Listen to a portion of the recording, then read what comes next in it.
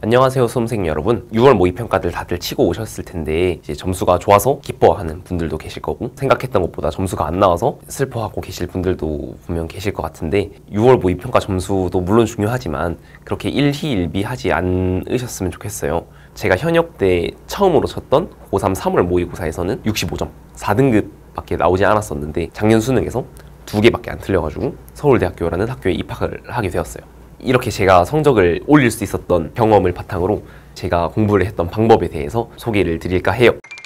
처음에 저는 비문학이 스스로 문제라고 생각을 했었어요. 맨날 시험을 칠 때 마지막에 비문학을 몰아서 푸는 스타일이었는데 매번 한 지문을 버리거나 지문을 다 풀려면 보기 3점짜리 문제들을 전부 다 버리고 지문을 읽어야만 시험을 한 바퀴를 다 돌릴 수 있는 상황이었어요. 실제로 그 판단이 그렇게 틀린 것도 아니었어요. 여기 정답률을 보시면 1, 7학년도 수능부터 2, 3학년도 수능까지 오답률 탑10에 비문학이 거의 다 80% 이상을 차지하고 있었거든요. 문학이나 선택 과목에 비해서 혹은 화작문 시절이었으면 화작문에 비해서 비문학이 압도적으로 어려웠다는 것을 알 수 있었어요. 좀 유명한 문제인데 아시는 분들도 계실 거예요.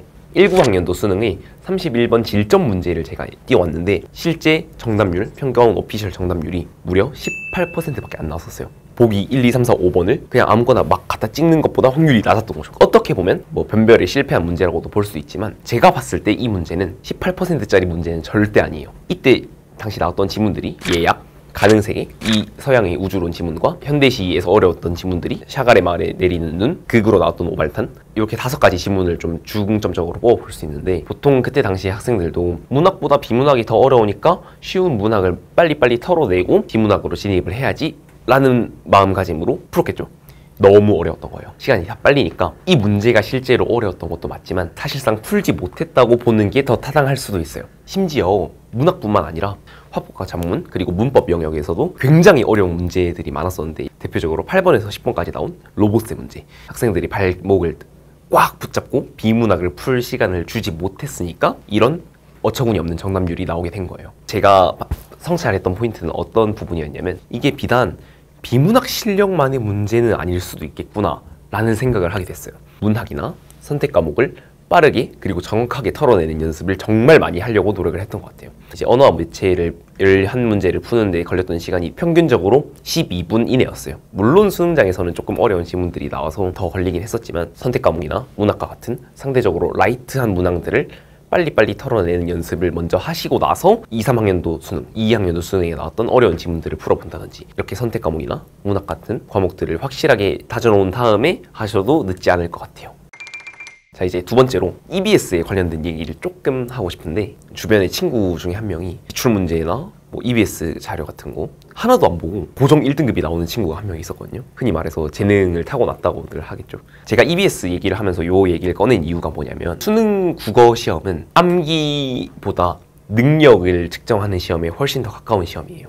연습량이 일단 가장 절대적으로 중요한 것 같고 많이 개입되는 게 재능의 영역인 것 같은데 그 부분에서 많은 학생들이 회의감을 느끼고 나 국어는 안 오르는 것 같아. 몇 개월을 공부를 해도 3등급을 못 벗어나겠어. 혹은 2등급을 못 벗어나겠어. 그거를 극복할 수 있는 수단이 EBS예요. 그런 독해적인 지능이 조금 떨어질 수도 있고 그런 재능이 조금 다른 학생들에 비해서 떨어질 수도 있어요. EBS 연계 방식은 제가 지난 영상에서 한번 다루었듯이 엄청 크리티컬하단 말이에요.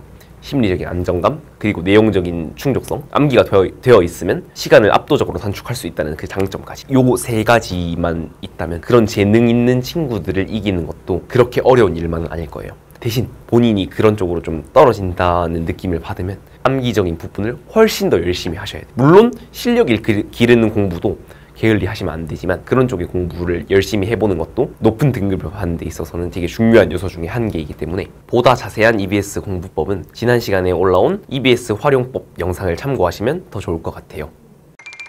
다음으로 오답노트를 쓰는 거에 대해서 알려드리려고 해요. 잠깐 여기를 보시면 여기에 썼던 내용은 크게 2가지로 구분을 할 수가 있어요. 첫 번째로 본인이 이제 수능 공부를 하면서 배웠던 독해 태도들 어떤 부분에 적용을 했어야 했는데 실패했냐 혹은 잘못 적용했나. 예를 들어서 한, 의, 적 혹은 야, 만, 도와 같은 보조사나 어미에 대해서는 민감하게 반응하는 습관을 배웠었는데 선지에서 적용을 못해서 틀린 경험이 있어가지고 이런 식으로 적은 거죠. 문학 같은 경우에는 시제를 판단하는 어미에 제가 주목을 했었어야 됐는데 못 보고 지나쳤으니까 문제를 틀렸다. 그러니까 다음엔 잘 보자 식으로 문제에다가 인덱스를 매겨놓고 메모장에다 따로 적어놨었는데 실제로 노트에 필기를 하셔도 좋아요. 그리고 두 번째 내용이 뭐냐면 여러분들이 했던 아주 자그마한 실수들 있잖아요. 예를 들어서 법이나 문학에서 시간을 좀 더 세이브를 했었어야 했는데 그러지 못했다 라는 그런 사소한 실수들도 난 수능장 가면 안 틀리겠지, 수능장 가면 이런 실수 안 하겠지, 이런 마인드로